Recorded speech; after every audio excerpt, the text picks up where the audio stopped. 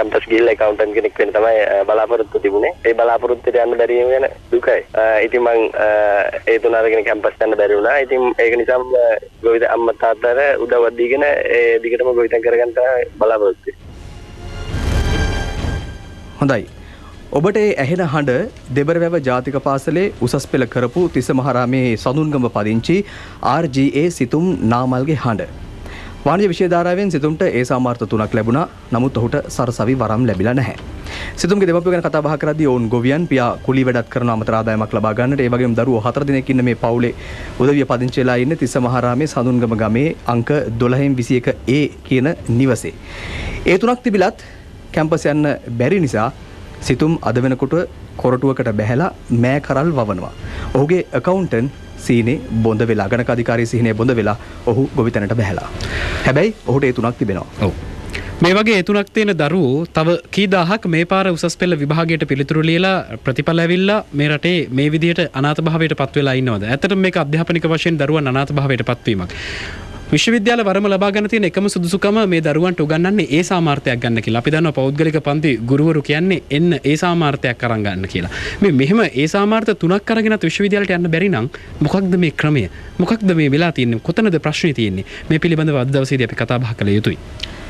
දුප්පත් දෙමව්පියන්ට සල්ලි භාගේ මිල මුදල් දෙන්න බැරි වුණාම Tamanගේ දෙමව්පියන්ට කුලී වැඩ කරලා හරි පුතේ ඉගෙන ගනින් දුවේ ඉගෙන ගනින් කියලා තමයි කියන්නේ. වර්තමානයේ වන විට එහෙම කියන්න පුළුවන් තත්ත්වයක් තියෙනවාද කියලා විශාල සැකයක් තිබෙනවා. ඔබ දන්නවා දුප්පත් දෙමව්පියෙකුට ආර්ථික වශයෙන් පහළ ඉන්න මධ්‍යපාන්තික වේවා දෙමව්පියෙකුට දරුවන්ට ඉගෙනීම තමයි හොඳම අවිය බවට පත්වන්නේ ඔවුන්ගේ ආර්ථිකය සාර්ථක කරගන්නට, අනාගතය සාර්ථක කරගන්නට.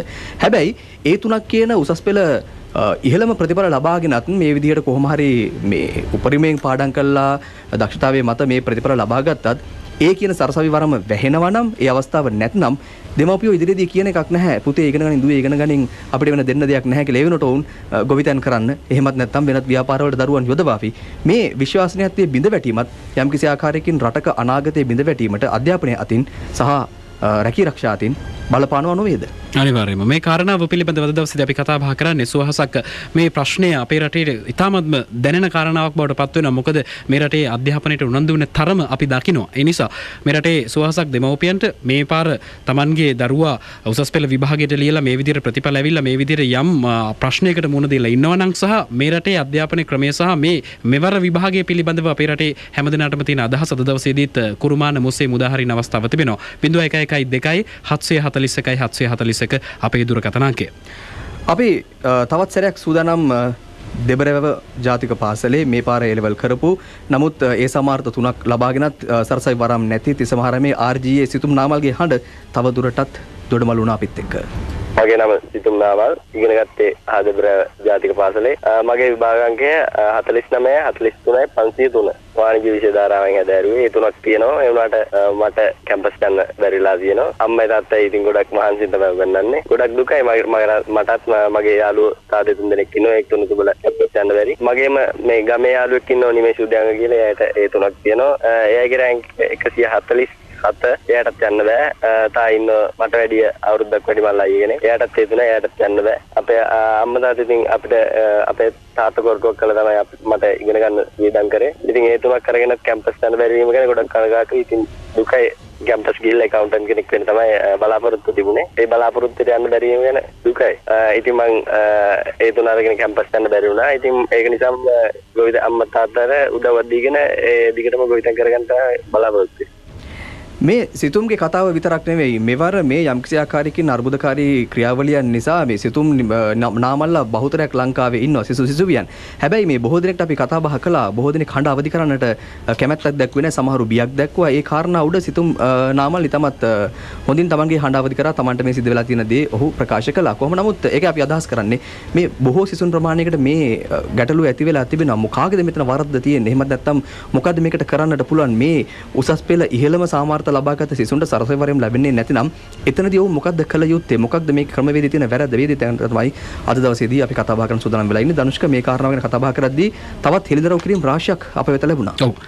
www.doenets.lk මේ තමයි විභාග දෙපාර්තමේන්තුවේ නිල වෙබ් අඩවිය. මෙහි තමයි ප්‍රතිඵල පළ වෙන්නේ. ඔබට ඕනෑම අවස්ථාවක මේ මතු සඳහා ඉදිරියට සඳහන් වන්නා වූ විභාග අංක සඳහනක් සිද්ධ වෙනවා. ඉදිරියේදී මේ සඳහන් වන්නා වූ විභාග අංක ඔබට අන්තර්ජාලයේ පිරික්සීමක් මේ වෙබ් අඩවියට ගිහිලා කරන්නට පුළුවන්. එහෙම කරලා ඔබ මේ අහගෙන ඉන්න හැම දිනකටම අපි ආරාධනා කරනවා මේ සත්‍යතාවය අසත්‍යතාවය නිර්වෘව තහවුරු කරගන්න. මෙන්න මේ කියන වෙබ් අඩවියට යන්න, වෙබ් අඩවියට ගිහිලා මේ කියන විභාගාංග සටහන් කරන්න. එහෙම සටහන් කරාම ඔබට ලැබෙන මේ ප්‍රතිඵල ලේඛන දිහා පොඩ්ඩක් පරීක්ෂා කරලා බලන්න. එතකොට ඔබට යම්කිසි අවස්ථාවක තේරෙයි මෙතන කොතන හරි යම් වැරද්දක් සිද්ධ වෙලා තිබෙනවා කියලා. අන්තර් විශ්වවිද්‍යාල ශිෂ්‍ය බල මණ්ඩලයේ කැඳවුම්කරු සංජීව වණ්ඩාර මේ සම්බන්ධයෙන් සංවේදී වෙනවා. ඔහු මේ කාරණාවේදී අපිට හෙළිදරව් කීපයක්ම කරනවා. මේ එක හෙළිදරව්වක්. පොළොන්නරුව දිස්ත්‍රික්කයේ S2යි පොළොන්නරුව දිස්ත්‍රික්කයෙන් කලාංශයෙන් විභාගයට ඉදිරිපත් වුණු ශිෂ්‍යාවක් C සාමාර්ථ 2යි S සාමාර්ථය ලබාගෙන තිබෙනවා. ඇයගේ ඉසඩ් අගය ඉසඩ් ලකුණ ඍණ 0.337.3. ඒතර ඇය තමයි දිස්ත්‍රික්කයේ 9 වෙනි ස්ථානයට පත් වෙලා තිබෙන්නේ. එතකොට ඕනෑම කෙනෙක්ට මේ විභාග ප්‍රතිඵලය පරීක්ෂා කරලා බලන්න පුළුවන්. ඇයගේ විභාග අංකය තමයි 5.5.7.7.1.2. ඒතර මේ විභාග අංකය අන්තර්ජාලයට ඇතුළත් කරාට පස්සේ ලැබෙන විභාග ප්‍රතිඵලය තමයි මේ 5.5.7.7.1.2. මේ අංකය අන්තර්ජාලයට ඇතුළත් කරාට පස්සේ C2යි S1යි විභාග ප්‍රතිඵලය ලැබෙනවා. ඉසඩ් අගය ඍණ 0.337.3 විදිහට ලැබෙනවා. ඒ ශිෂ්‍යාව දිස්ත්‍රික්කයේ 9 වෙනි ස්ථානයේ හිමි කරගෙන තිබෙනවා. ඒක කිසිසේත්ම වෙන්න පුළුවන් දෙයක් නෙවෙයි. මේ ප්‍රතිඵල විකෘතියක් නිසා සිද්ධ වුණු දෙයක් විදිහට තමයි අපි මේක දකින්නේ. ඒක තමයි යථාර්ථය. අන්තර් විශ්වවිද්‍යාල බල මණ්ඩලයේ කැඳවුම්කරු සංජීව බණ්ඩාර කියූ පමණින්ම අපි මේ එක්වරම විශ්වාස කරේ නැහැ. ඒ වෙනුවෙන් අපි ඔබට සඳහන් කරපු විභාග දෙපාර්තමේන්තුවේ වෙබ් අඩවිය අපි පරීක්ෂා බැලුවා. එහිදී මේ සියලුම තොරතුරු සත්‍යයි. ඒ අනුව ඇයටත් සරසවි වරම් අහිමි වෙලා තිබෙනවා. මෙතරම් මේ තත්ත්වය උදා වුණත් මේ ගැටලුකාරී තත්ත්වයක් මේ වන විට ඇතුළත් තිබෙන්නේ. ඔව්. දැන් ඇයගේ ප්‍රතිඵල ලේඛනය ගත්තට පස්සේ අය මේ ඉදිරිපත් වෙලා තිබෙනවා බෞද්ධ ශිෂ්ටාචාරයට, ඊට පස්සේ නාට්‍ය කලාවට, සිංහල කියන විෂයන් තුනට තමයි අය මේ සංජීව බණ්ඩාර සඳහන් කරපු විදිහට 55.77.1.2 කියන විභාගාංකයේ යටතේ පෙනී හිටපු ශිෂ්‍යාව විභාගෙට ඉදිරිපත් වෙලා තිබෙන්නේ. ඇයට ලැබිලා තියෙන්නේ බෞද්ධ ශිෂ්ටාචාරයට S සාමාර්ථයක්, ඊට පස්සේ නාට්‍ය කලාවට C සාමාර්ථයක්, සිංහල විෂයට C සාමාර්ථයක්. ඒ කියපු ආකාරයටම සඳහන් වෙලා තිබෙනවා. අපි එහි මේ www.doenets.lk කියන විභාග දෙපාර්තමේන්තුවේ ප්‍රතිඵල සටහන් වෙන නිල වෙබ් අඩවියට ගිහිල්ලා එහි පිටපත් අපි ලබා ගත්තා. අපි ඔබට ආරාධනා කරනවා www.doenets.lk කියන මේ වෙබ් අඩවියට පිවිසිලා මේ කියන අංක සටහන් කරගෙන පරීක්ෂා කරලා බලන්න යම්කිසි ගැටලුකාරී තත්වයක් තිබෙන බව ඔබගේ සියසින්ම දැක බලා ගන්න අවස්ථාව තියෙනවා. හොඳයි. දැන් ඒ සමාර්ථ තුනක් ලැබිලත් සරසවි වරම් අහිමි වුණු තිස්ස මහරාමේ සිතුම් නාමල්ගේ පියා සම්බන්ධ කරගන්න අපිට අවස්ථාවක් ලැබුණා. ඔහු ගොවියෙක් ඒ වගේම කම්කරුවෙක් වශයෙන් කටයුතු කරන තමන්ගේ ජීවන බර ඉදිරියට රැගෙන යන්නට පවුලට රතු කරන්න. ඔහුගේ අදහස මෙන්න මේ ආකාරයෙන් තමන්ගේ පුතාට ඒ සමාර්ථ තුනක් ලැබිලත් සරසවි යන්නට බැරි වුණු කාරණාව සම්බන්ධයෙන්. ඉතින් මොකද කනගාටු ඉතින් මොනව කරන්නේ ඉතින් එයාගේ ඩ්‍රයිවර්නේ ලකු පිළි වැඩ කරන්නේ අපි ඉතින් මොනෝ එයා ඉතින් ආපහු ඉතින් එහෙම පන්ති යනවා එන්න පිළිගෙන ගන්න ඕන කියනවනේ ආයෙත් ඉතින් ඒ ඊට පිටින් කරන එක තමයි ඉතින් මොනව කරන්නේ නැත්නම් ඔය ඉතින් දැන් ඒ මධ්‍යම දුවට තමයි දැන් පෝස්ට් එකක් කරන්නයි කියලා මේ 20000 කිලෝ දැන් ලබන සමුදට සල්ලි ඉතින් මොනවා හරි කරලා ඉතින් නැයක් හරි වෙලා දෙන්න එපා ඉතින් ලබන්නේ. සිතුම්ට කැම්පස් යන්න බැරි වුණාට සිතුම්ගේ තාත්තා කම්කරුවෙක් ඒ වගේම ගොවියෙක් විදිහට කටයුතු කරාට ඔහු සූදානම් ඕනම වෙලාවක සිතුම් ලෑස්ති නම් උසස් පෙළ විභාගයට ආයසරයක් මුණ දීලා මේ කඩේම පහු කරන කුමන හෝ පියවරක් ගන්න ඔහු ලෑස්තිලා නේ තමයි අම්මා තාත්තගේ හැටි. හැබැයි මේ සිතුම් එක කතා බහ කරද්දී ඔහු එතරම් කැමැත්තක් නැහැ ආයෙත් සැරයක් මේ විදිහට උසස් පෙළ විභාගයට පෙනී හිටින්න. මොකද ඔහු ඉහළම සමාර්ථ ලබාගෙනත් ඔහුට සරසම් වරම් ලැබෙන නිසා ඔහු ඉච්ඡාබංගත්වයට කලකිරීමට පත් වෙලා තිබෙනවා. ඔහු විශේෂයෙන්ම මේ විභාග ක්‍රමවේදය සම්බන්ධයෙන් ඉතාමත් සංවේදී අදහසක් පළ කළා. ඒ අදහස් සියල්ලම අපි ඔබ වෙත රැගෙනට සූදානම් වෙලා ඉන්නවා. ඒ අතරතුරදී අපිත් සමගින් අසන්නෙක් සජීව සම්බන්ධ වෙනවා මේ මොහොතේදී. අයිබෝන්. අයිබෝන්. ඔව්. ඔව් ඔබේ අදහස කියන්න. මම තෙලගන්න කියලා සර් කෙනෙක් සාමාන්‍ය පෙළ ගණන් කරන සර් කෙනෙක්. ඔව් කියන්නේ. ඉතින් මෙතන තියෙන ගැටලුව මේකයි සර්. දැන් මේ A level වලදී ওই කොමර්ස් පේපර් එක හදලා තියෙන්නේ මම දන්න තරමින් නම් මේ ලොකු විෂය කව එකක් තියෙනවා නෙමෙයි. කියන්නේ හොඳ පේපර් එකක් නෙමෙයි හදලා දෙන්නේ. කියන්නේ බ්‍රයිට් ළමයි ටික තෝරගන්න විදියට හොඳ දක්ෂයන් තෝරගන්න විදියට හොඳ පේපර් එකක් හැදුවා නම් ওই ප්‍රශ්නේ වෙන්නේ නැහැ. දැන් ඔතන වෙලා තියෙන්නේ පේපර් එක හදනවා මේ සාමාන්‍ය ළමයටත් ඒකක් ගන්න පුළුවන්. ඒක උතන හදන්න ඕන පේපර් එක අමාරු කියනකොට දැන් වැඩේ තියෙන්නේ දැන් ගිය අවුරුද්දේ වලදී අමාරු කියලා පේපර් එක හැදුවාම මිනිස්සු ඔක්කොම ගැහුවා ඒක මේ account පේපර් එක අමාරුයි කියලා. මේ අන්න ඔතන තියෙන ගැටලුව. ඒකට සාමාන්‍ය මට්ටමේ ළමයටත් ඕකෙන් එකක් ගන්න පුළුවන්. එතකොට වෙන්නේ ඒ තුනක් තියෙන ළමයි ඉන්න කැම්පස් යන්න බෑ. දැන් මගේ ගෝල් ඉන්නවා. ඒ කියන්නේ මගෙන් ඕල් කරපු එලා කරපු ගෝල් ඉන්න ගම්පාදිස් එකේ 218. ඒ තුනයි කැම්පස් යන්න බෑ. මේ ඔතනම ගැටලුව තියෙන්නේ. හොඳයි යම්කිසි ආකාරයකින් බලධාරීන් ක්‍රියාත්මක වූ අවස්ථාවක් මේ ආකාරයෙන්ම ගණිත ගුරුවරයෙක් අවස්ථාවේදී මේ චෝදනා කරනවා නම් මේ ලබා දීපු පේපර් එක බොහොම සාමාන්‍යයි බොහොම ලේසි ඒක නිසාම වැඩි ඒ සාමාර්ථ සංඛ්‍යාවක් වාර්තා වෙනවා. නමුත් කැම්පස් යන හැකියාවක් නැහැ. ඒ සාමාර්ථ තුනක් තිබුණත් කියන කාරණාව ඉතින් බලධාරීන් ක්‍රියාත්මක වෙන අවස්ථාවක් අපිත් සූදානම් මේ ගැන පසුවිපරමක් කරන්නට. කොහොම නමුත් දැන් මේ විභාග ඉවරයිනේ. පේපර් උත් දීලා ඉවරයි. සාමාර්ථ ලැබිලත් ඉවරයි. දැන් මෙතන ගැටලුව තියෙන්නේ කැම්පස් යන්න බැරි වෙන හැකි වෙන එක කාරණාව පිළිබඳව. ඒ සාමාර්ථ හැමෝටම ලැබුණත් අපි කියන්නේ ළමයි 100ට ළමයි 100 දෙනෙක් කියනවා නම් 100 දෙනාට මේ සාමාර්ථ ලැබෙනවා 75ක් ගන්නවා නම් එහෙම වැඩිම ලකුණු තියෙන 75 දෙනා තමයි මේ තරගයේදී ඉදිරියට එන්නට ඕනේ. හැබැයි වැඩිම ලකුණු තියෙන අය පස්සට ගිහිල්ලා අඩුම ලකුණු තියෙන අය ඉස්සරහට આવොත් එතන ගැටලුවක් තිබෙනවා. මේ පිළිවෙල සකස් කිරීමේදී යම් ගැටලුවක් ඇති වෙනවා කියන කාරණාව තමයි මෙතනදී මතුවෙන්නේ. ඒ නිසා මේ කාරණාව සම්බන්ධිනුත් කතා බහ කරන්නට ඕනේ. මේක වෙන ප්‍රශ්නයක්. මේ ප්‍රශ්න පත්‍රයේ ලේසිද අමාරුද කියන කාරණාව වෙන ප්‍රශ්නයක් බවට පත් වුණා. හැබැයි මේ ප්‍රශ්න පත්‍රයට මොන ක්‍රමයකින් හරි උත්තර දීලා ලකුණු ලබාගත්ත ළමයින්ව හරි දක්ෂ ළමයි ටික වැඩි ලකුණු ලබාගත්ත ළමයි ටික විශ්වවිද්‍යාලයට ඇතුළත් කර ගැනීමේදී ඊට වඩා අඩු ලකුණු ලබාගත්ත ළමයි ඇතුළට යනවා නම් එතන ගැටලුවක් තිබෙනවා. මේ කාරණාව පිළිබඳව අපි විභාග දෙපාර්තමේන්තුවෙන් විමසීමක් කළා. අද පෙරවරුවේ විභාග කොමසාරිස් ජෙනරාල්වරයා WNJ පුෂ්පකුමාර මහත්මයා අපිට සාකච්ඡාවේදී සම්බන්ධ කරගන්න හැකියාවක් ලැබුණා. කොමසාරිස්තුමා අර මේ පාරත් සෙට්කෝ පිළිබඳ ගැටලුවක් ඇති වෙලා තිබෙනවා නේද කොමසාරිස්තුමා? නෑ කිසිම ගැටලුවක් ඇති වෙලා නෑ. ඒ බඩේ වරද්දගෙන තමයි පොඩි මූල කලා වගේ නෑ කලා විෂය ධාරාවේ වෙන විෂය ධාරාවේ මාරු කරගන්න නැතුව කලා විෂය ධාරාවේම කියලා හිතනවා වෙනත් විෂය ධාරාවයි. එකයි වෙලා තින්නේ. වෙන ඒක විෂය ධාරා දෙකක්. ඒ විෂය ධාරා දෙකක් සංසන්දනය කරන්න බෑ. දැන් ඔය කලා විෂයන්ම කරපුවාය අද කැටගරි එකට යනවා. අද කැටගරි එකට යන්නේ කලා විෂය ධාරාවේ තියෙනවා විෂයන් 11ක් ඒ විෂය එකක් ගන්න ඕනේ. එතකොට එහෙම නැතුව කලා විෂය ධාරාවට වැටෙන්නේ නැහැ අධ්‍යාපන වංශයෙන් එතකොට මෙයා අද කැටගරි කියන්නේ ළමයි 1070 ලංකාවේ ඉන්නේ. ඒතකොට පළාත් වලට බෙදුනහම එහෙම එනවා. එතකොට වෙන දැන් මේකේ විෂය දාලා පහක් නේ තියෙන්නේ.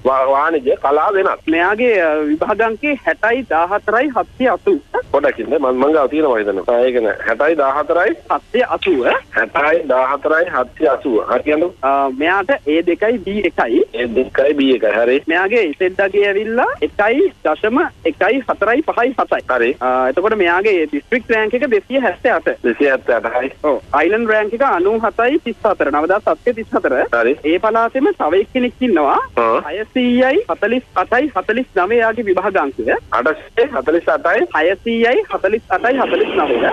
හරි. එයාගේ රිසල්ට් B1යි C1යි S1යි. හරි.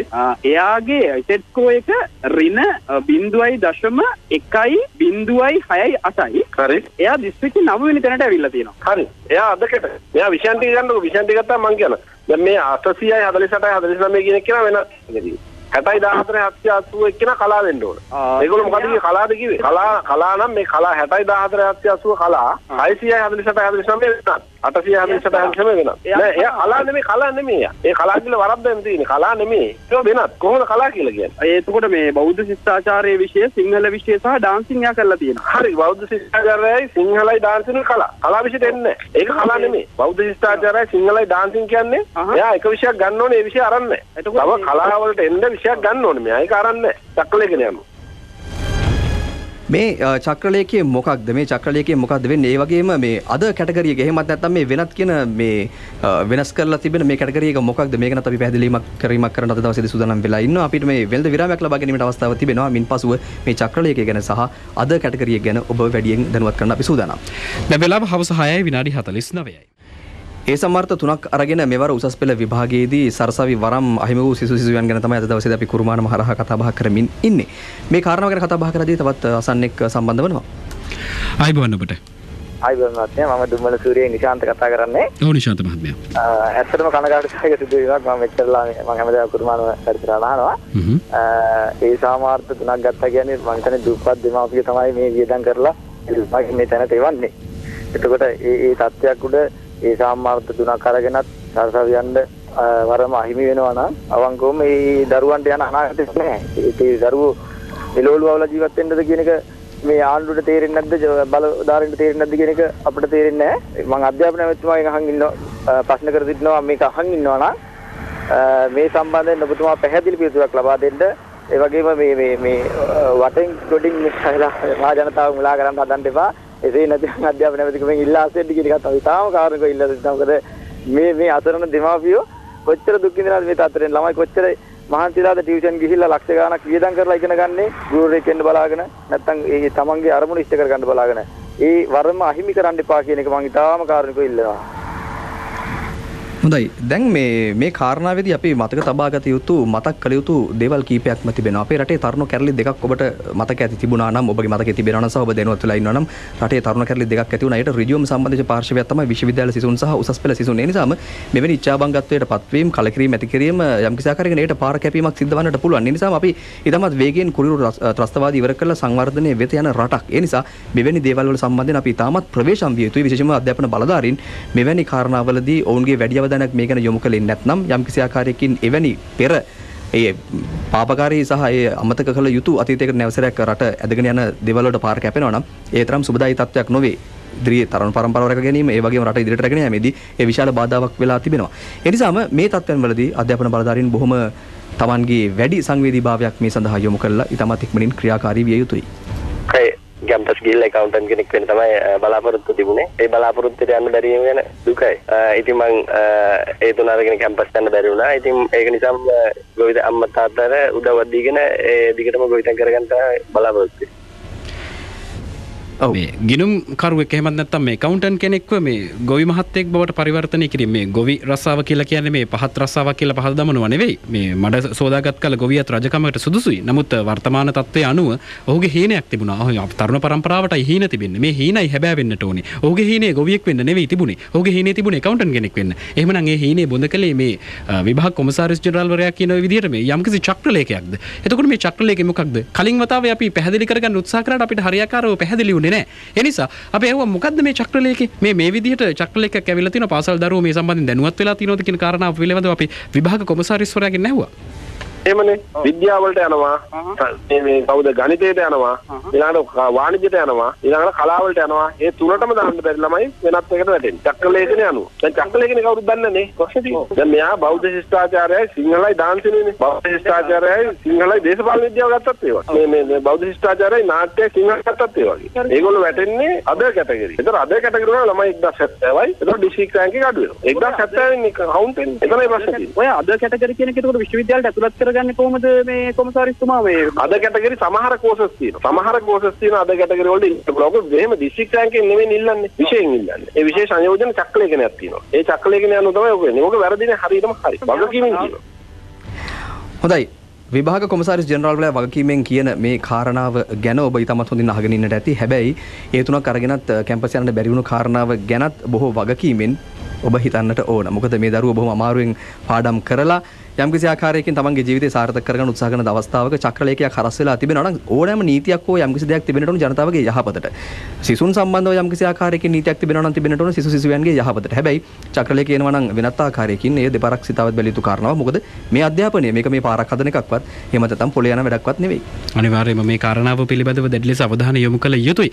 මේ චක්‍රලේඛය මොකක් වුණත් මේ චක්‍රලේඛයේ සම්බන්ධයෙන් යම් පැහැදිලි අර්ථකථනයක් ලබා දීම හරි ලබා ගැනීම හරි අපහසුයි. මේ අහගෙන ඉන්න කෙනෙක්ට නිකන් හරි අමුතු කාරණාවක් බවට පත් වෙනවා. මේ චක්‍රලේඛ තිබුණා නම් මේවා කොහෙද තිබුණේ? මේවා මීට කලින් මේ සමාජයට මතුවෙන්න ඕනේ නේද? මෙච්චර ජනමාධ්‍ය තියෙන රටේ මේ කාරණාව පිළිබඳව මීට වඩා ජනතාව දැනුවත් විය යුතුයි නේද? විශේෂයෙන්ම උසස් පෙළට ඇතුළත් වෙනකොට දරුවෙක් තමන් යන ඉලක්කය සපුරා ගැනීම සඳහා තමයි ඔවුන්ට මේ විෂයන් ඛණ්ඩනය කරලා තිබෙන්නේ. මම වෛද්‍යවරයෙක් වෙනවද? මම ගුරුවරයෙක් වෙනවද? එහෙම නැත්නම් මම ඉංජිනේරුවරයෙක් වෙනවද කියන කාරණාව තීරණය කරන්න. එහෙම තීරණය කරන්න කාරණාවක් ලබා දීලා තියෙන වෙලාවක උසස් පෙළට ඇතුළත් වෙනකොට මේ පාසල් දැනුවත් වෙලා තිබෙන්නට ඕනේ. දරුවන්ව මේ විදිහට දැනුවත් කරන්නට ඕනේ. මෙන්න මේ විෂය මාලාවන් තෝරාගන්න, මෙන්න මේ විෂයන් තෝරාගන්න. එහෙම මෙන්න මේ චක්‍රලේඛයක් ඇවිල්ලා තිබෙනවා. මේ චක්‍රලේඛයට අනුව මෙන්න මේ කියන විෂයන් තෝරාගත්තොත් ඔබට විශ්වවිද්‍යාලෙ ගිහිල්ලා මෙන්න මේ කියන පාඨමාලායි හදාරන්න පුළුවන් වෙන්නේ. මෙන්න මෙහෙම තත්ත්වයක්. මේ විභාග කොමසාරිස්වරයා කියන කාරණාවත් එක්ක අපිට පැහැදිලි වෙන එක දෙයක් තමයි අපි යම්කිසි යම් විෂය මාලාවක් හදාරනවා විශ්වවිද්‍යාලය ඇතුළට ගිහලා යම් පාඨමාලාවක් හදාරන්න අපි අපේක්ෂා කරන පාඨමාලාව. හැබැයි මේ චක්‍රලේඛයත් එක්ක සිද්ධ වෙන්නේ මේ Taman අපේක්ෂා කරන පාඨමාලාව විශ්වවිද්‍යාලය ඇතුළතදී හදාරන්න හැකියාවක් ලැබෙන්නේ නැති එක. යම්කිසි ආකාරයකින් තමන්ගේ හීනය වෙන වෛද්‍යවරයෙක් වේවා එහෙමත් නැත්නම් සංගීතඥයෙකු වේවා යම්කිසි ආකාරයකින් තමන් යන්න කැමති පැත්තෙන් යන්නට අවස්ථාව ලැබෙන්නේ නැතුව මේ අද කියන කැටගරි එකේ යන්නට අවස්ථාව උදා වෙලා එතෙන්දී යම්කිසි විෂය කීපයක් ඔහුට ලැබෙනවා. ඒ ලැබෙන විෂය කීපයන් තුළදී තමන් කැමති විෂයන් ප්‍රමාණය තෝරාගන්නට හැකියාවක් නැතුව තමන් අකමැත්තෙන් තෝරා ගන්නා විෂය කීපයක් කරලා යම්කිසි ආකාරයකින් කැම්පස් එකේදී තවත් ඉහළට යෑමේ හැකියාවක් තිබෙනවා. ඒ හරි ගියොත් හරි. හැබැයි ඒක වැරදුනොත් තමන්ගේ උසස් පෙළ කාලේ තිබුණු හීනේ වැරදුනොත් එතෙන්දී මොන වගේ දෙයක් සිද්ධ වේවිද මේ බලහත්කාරයෙන් සිසුන් පිට පවරන මේ විෂයන් ඔවුන් කොයි ආකාරයකින් විශ්වවිද්‍යාලයේදී ධාරණය කරගන්නේවිද කොයි ආකාරයෙන් තමන්ගේ ගමන් මඟ සකසා ගන්නේවිද කියන කාරණා පිළිබඳ විශාල ගැටලුවක් තිබෙනවා. කොහොම වුණත් මේ එකිනෙකාට විශේෂිත වූ හීන තිබෙනවා. ඒ හීන මහදවල්ම එහෙමත් නැත්නම් එළි වෙනකොටම හීන නැති වුණු කාරණාවක් තමයි මේ සිද්ධ වෙලා තිබෙන්නේ. කොහොම නමුත් මේ කාරණාව ගැන දිගින් දිගටම කතා බහ කරද්දී කෙනෙක්ට සිද්ධ වෙනවා Taman කැමති දේ ගැන යම්කිසි අදහසක් උළු තියෙන අධ්‍යාපනය සම්බන්ධයෙන් මම මෙන්න මේ වෛද්‍යවරයෙක් වෙනවා කියන තැනට යනකොට බැරි වෙලාවත් මම අද කැටගරි එකට තේරුණොත් මම මෙඩිකල් කොලෙජ් යන්නේ නැතුව අද කැටගරි එකට තේරුණොත් මම මොකද කරන්නේ කියන කාරණාවත් හිතලා බලලා තමයි වෛද්‍යවරයෙක් වීමේ සිහිනේ හිතේ තබා ගන්න වෙන්නේ. මොකද ඒක බොඳ වුණොත් එහෙම කැම්පස් යන්න බැරුව අද කැටගරි එකට ගිහිල්ලා වෙනත් වෘත්තියක් තෝරාගැනීමේ හැකියාව තිබෙනවා. 0112 අපේ දුරකථන අංකයෙන් තවත් කෙනෙක් ඇවිල්ලා ඉන්නවා. අයිබෝන් ඔබට. අයිබෝන්. ඔව්. ඔබතුමාගේ නම? මගේ නම සුරාජ්. හොඳයි. සුරාජ් මහත්මයා කියන්නේ. නෑ දැන් ඔය ළමයා ඉගෙනගෙනත් කැම්පස් යන්න බැරි නම් අපේ ළමයි ඉගෙනගෙනත් ටක් නැති කියන අදහස තමයි අපිට මතුවෙන්නේ. සාමාන්‍යයෙන් ඒ තුනක් අරගෙනත් ඉතින් ඔය ළමයාට පොසත් හෝ දුප්පත් සාමාන්‍යයෙන් ඉතින් ඉගෙනගෙන නැති ළමයි කැම්පස් යනවා කියන්නේ ඒ ළමයි තමයි ඉතින් අද ළමයින්ගේ අත් කපන්නේ. ඉතින් කිසිම හේතුවක් නැතුව කැම්පස් කියලා වැඩක් නැහැ නේද? ඉගෙනගත් ළමයාට මේ කිසිම සාධාරණ කිසිම නැත්නම් අපේ ළමයි කරන්නේ මොකටද කියලා අපිටම හිතනවා නිකන්. ජනතා අදහස් මේ සම්බන්ධව ඔබට තවත් අදහස් තිබෙන්නට පුළුවන් 0.71 958 725 දුරකථන අංකය නමතන්නට ඕන.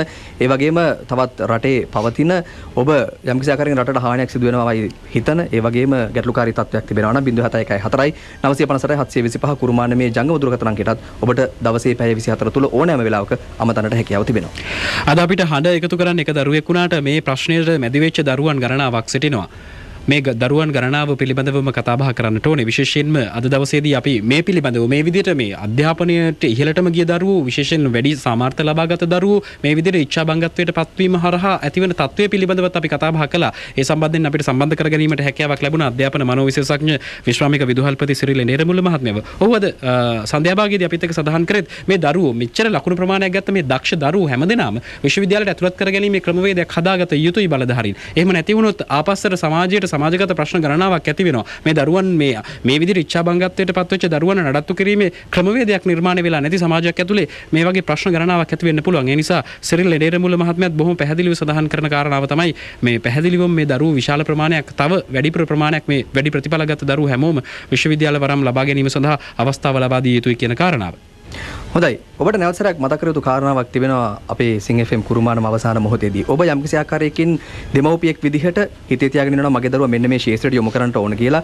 ඒකම ඒ හීනිය ඔහුට දෙන ගමන්ම ඔහුට ආශාව ඇති කරන ගමන්ම ඔහුට තවත් යම්කිසි ආකාරයකින් අදහසක් ඇති කරන්න පුතේ දුවේ ඔබට මෙන්න මේ ඉලක්කයට යන්න බැරුණොත් මේ අධ්‍යාපන ක්‍රමයත් එක්ක මෙන්න මේ වගේ ස්ථානයකට තමයි ඔබ වැටෙන්නේ. ඒ නිසාම අන්න ඒ ස්ථානයේදීත් ඔබට තෝරාගත යුතු කාරණාවල් කීපයක් තිබෙනවා. ඒ නිසා ඒ ගැනත් සැලකිල්ලෙන් ඉන්න කියන දේ ඔහුව දැනුවත් කරන ගමන්ම ඔහුගේ හීනයට අධ්‍යාපනයේ පැත්තෙන් ඔහුට ඉඩ හරින්න. මේ තිසමහාරාම RGA සිතුම් නාමල්ගේ හඬ දැන් ඔහුට ඒ සමර්ථ තුනක් තිබිලත් කැම්පස් යන අවස්ථාවක් නැහැ.